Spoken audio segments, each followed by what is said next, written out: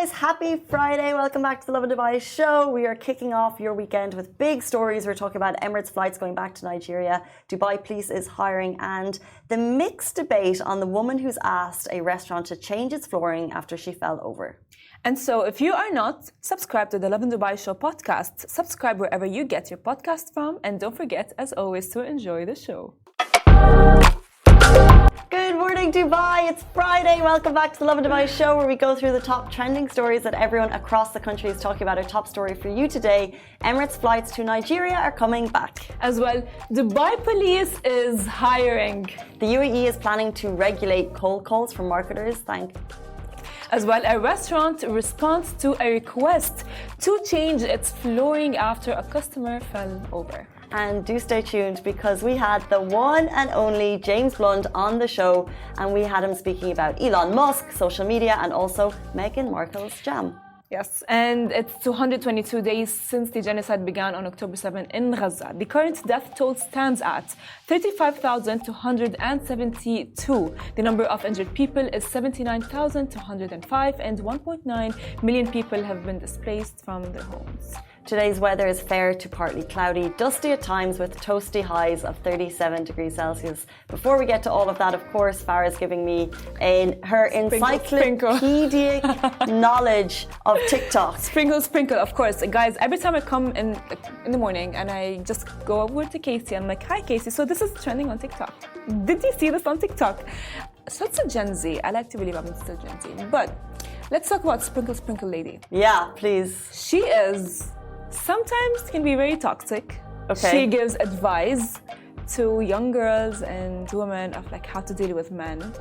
So like, for example, like there's like what to do if your man is not taking you out on dates. Don't ask him. Or like if you don't ask him. Yeah, she goes like, oh yeah, don't ask him. Just be like, Or my favorite one is if he's looking at women in the restaurant, look at cars. Do you think that works? Yeah. If you've got someone with a roving eye and then you're like, whoa, check out that Mercedes. So slick. It's nicer than your Mustang.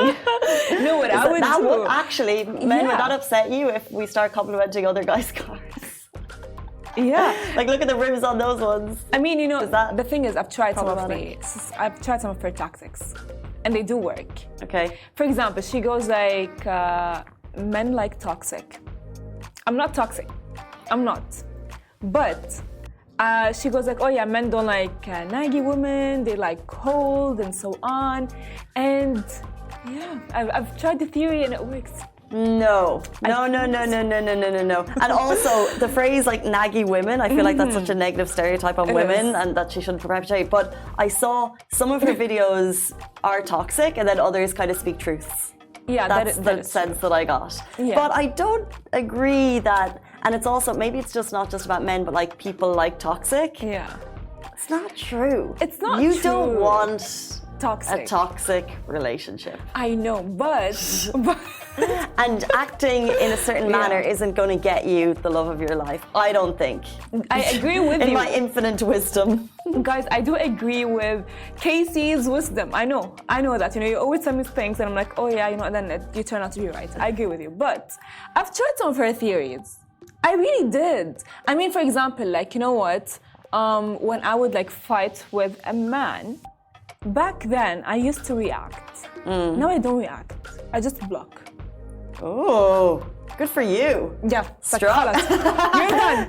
Bye. Block. I like that. If it's negative energy, get it out of your life. Sparkle. Follow her on TikTok for some home truths. Let's jump into our top story. Emirates flights to Nigeria are coming back. This is big news. Emirates announced yesterday it will resume services to Nigeria from October 1, 2024, operating a daily service between Lagos and Dubai. As well, the service will offer customers more choice and connectivity from Nigeria's largest city to and through Dubai, and tickets can be booked now on Emirates.com or via travel agents. The news follows a year-long break reportedly due to Emirates revenue trapped in the country. As well, Adnan Qazim, Emirates Deputy President and Chief Commercial Officer, said, "We thank the Nigerian government for their partnership and support in re-establishing this route, and we look forward to welcoming passengers back on board."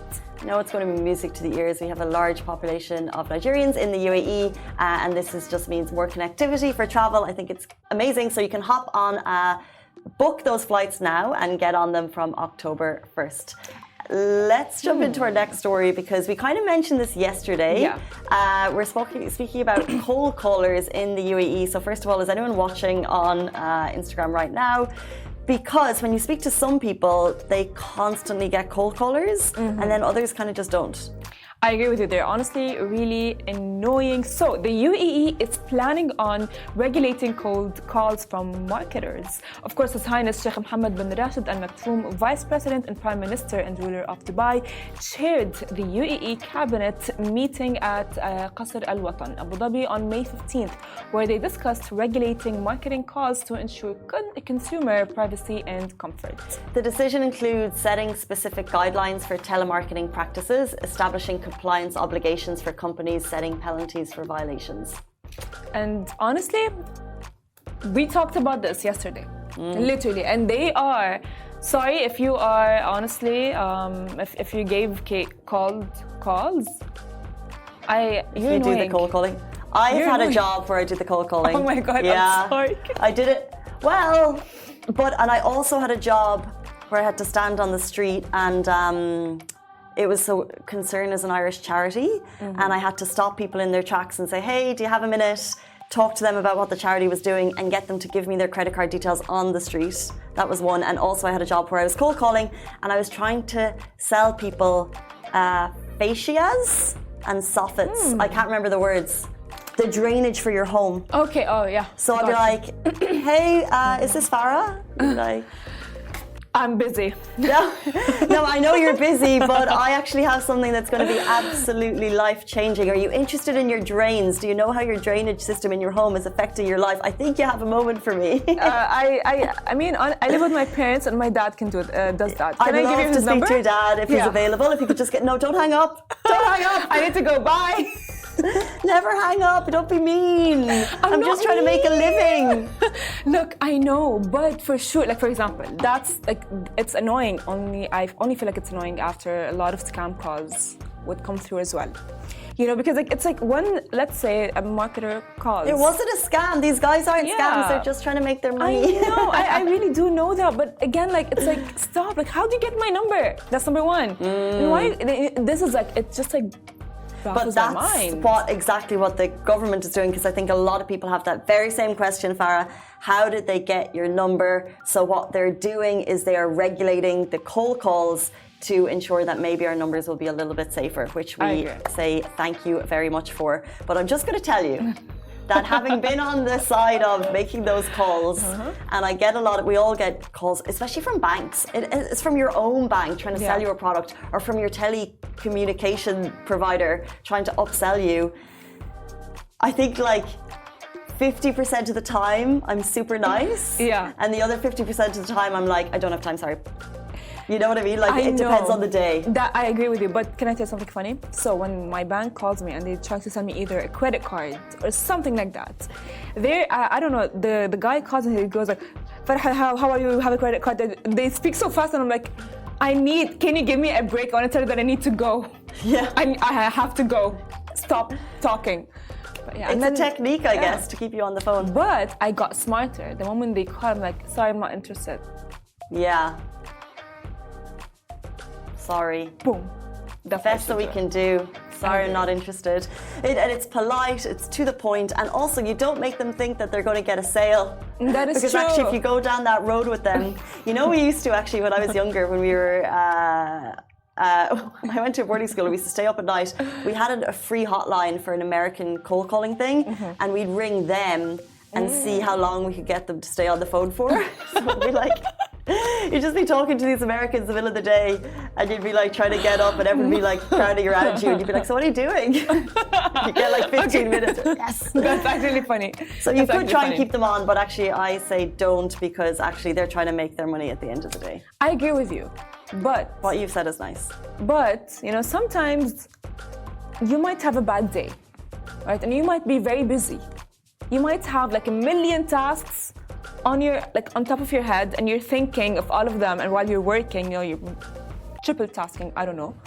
And they come and they're like, hi, how are you? So we have this and we have that, and we want you to buy our product. And you're like, can I go now? It's my bank. Have you seen my statements?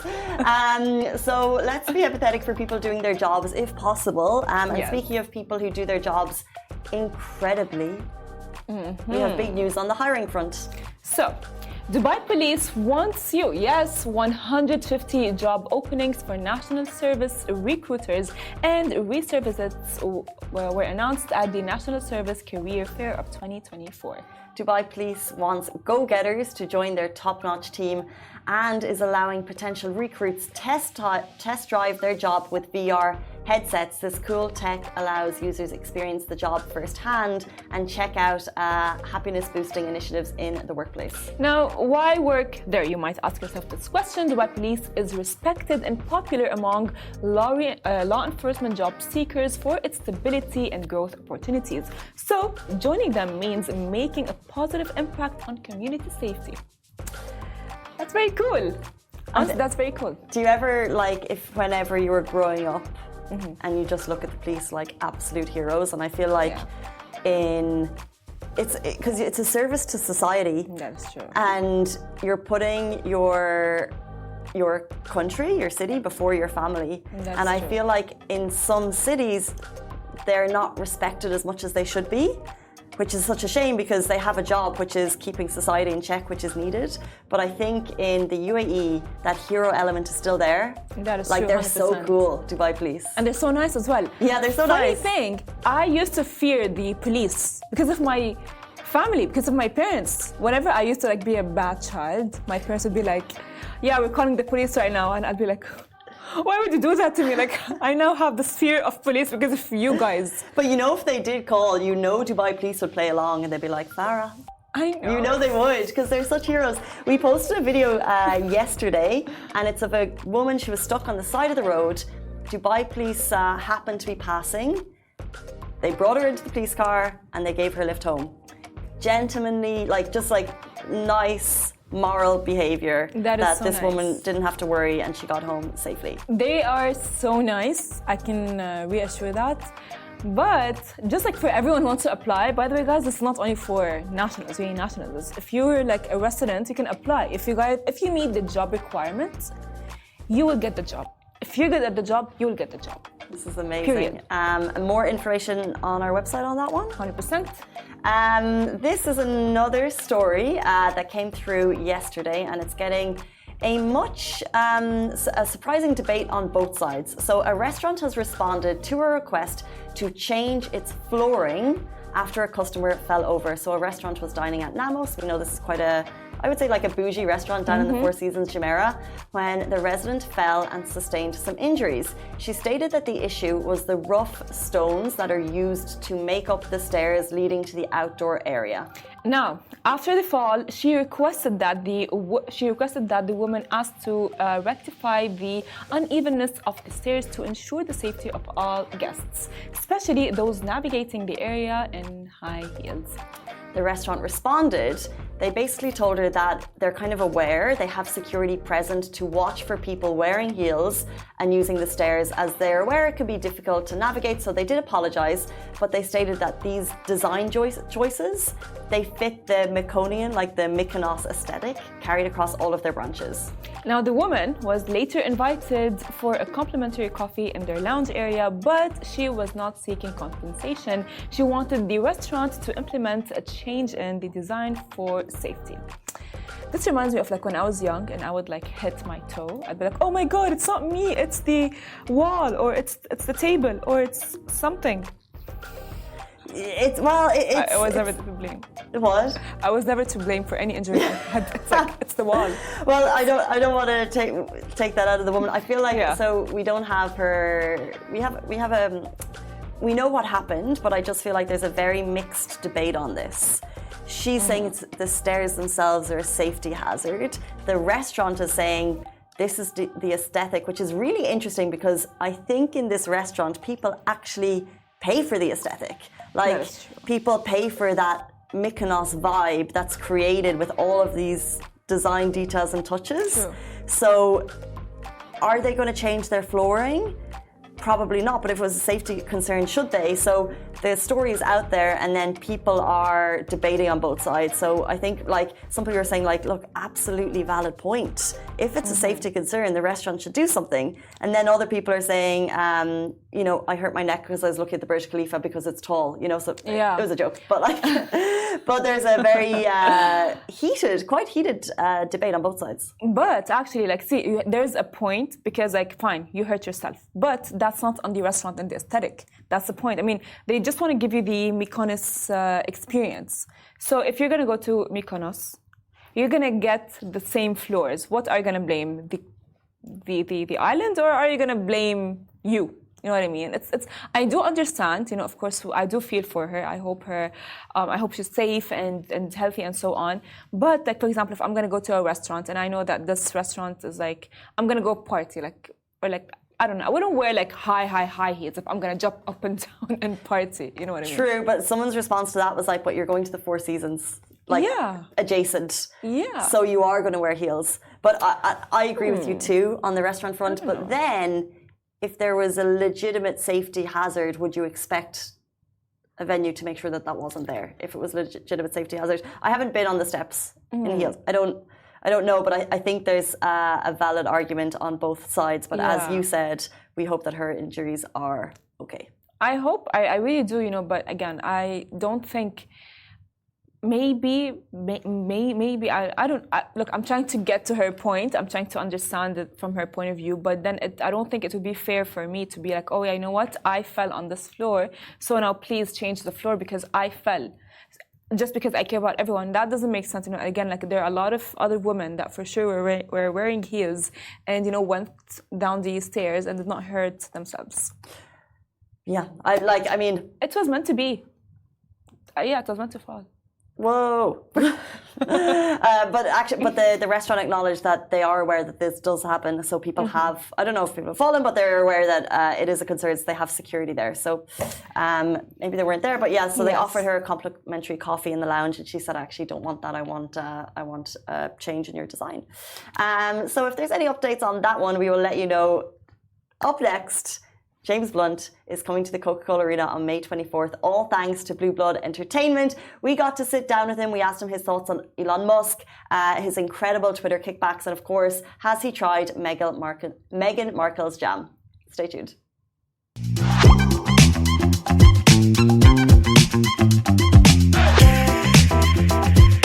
Welcome back to the Lovin Dubai show. Today's guest is the one and only James Blunt. We are so excited to catch him live at the Coca-Cola Arena on Friday, May 24th. A big shout out to Blue Blood Entertainment for making it happen.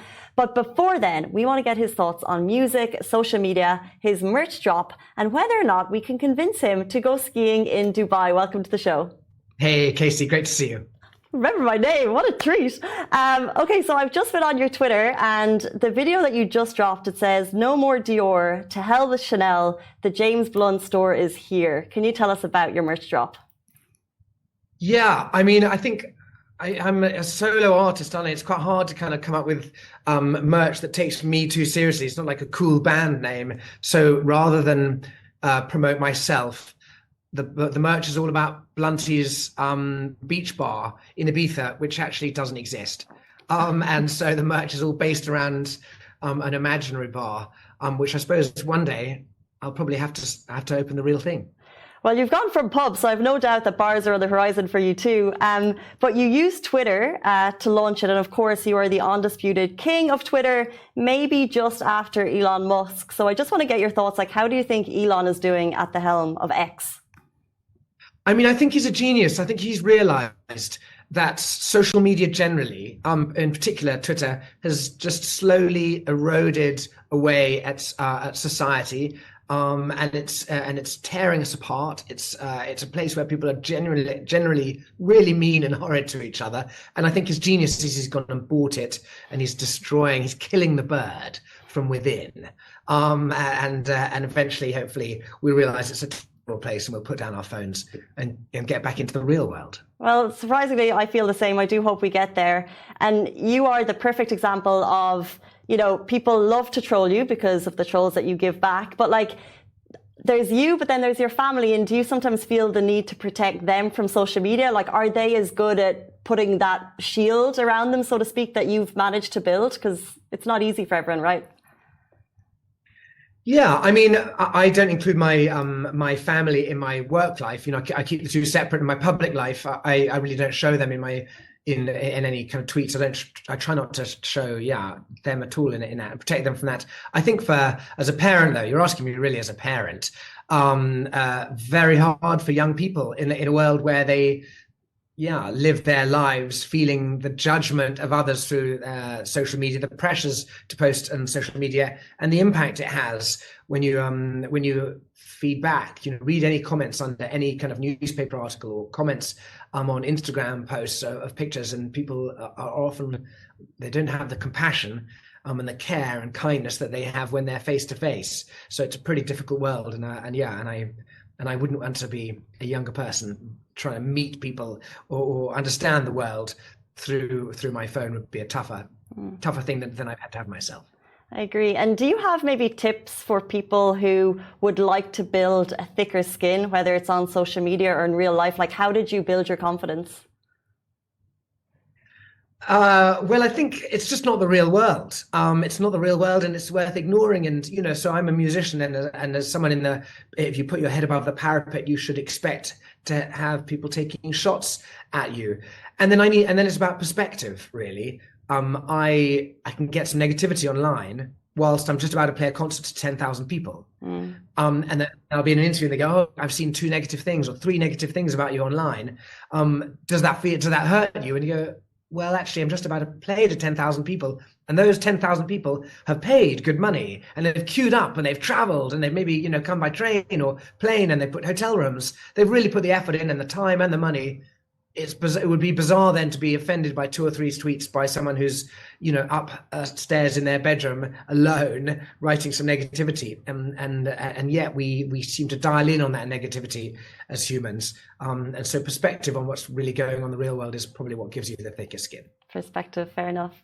You have lived an incredible life, but like, we're waiting for the Netflix documentary. Do you ever miss your army days? Do you ever miss kind of complete privacy as to who you are? Would you like to go back to those days?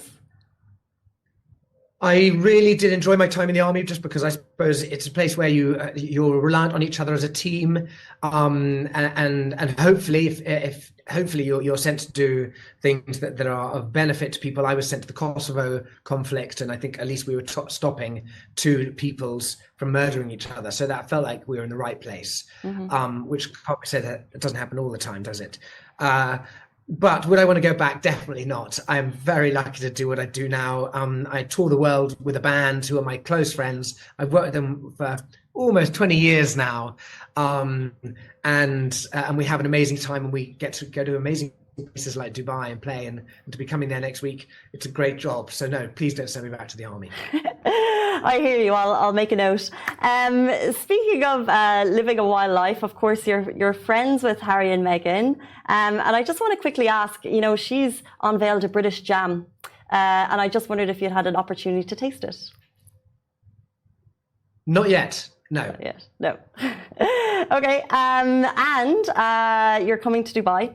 And you've been here before, you're well loved in the region, and I just want to get a sense from you, what does a James Blunt live concert look like? What can we look forward to? Well, I think it's very different from what people expect, because they expect, one guy with his acoustic guitar singing weepy songs. And fortunately, my band don't allow that for the whole concert. And they are the rock stars that I always wanted to be, and they make it a rock concert, and it's full of energy, and so it's a concert that surprises people, really, because it has its high energetic songs and its moments of misery as well, and so it's a little bit of a roller coaster of emotion, and I think, for me, I can promise it's great fun. I, for one, cannot wait to be there to watch it live. It's May 24th, Coca-Cola Arena. That is James Blunt. Thank you so much for your time on the show. We cannot wait to see you live in Dubai. I can't wait. I've got friends out there. So for me and family actually living in Dubai at the moment. So I'm thrilled to be coming out. I'll see you soon. Thank you so much.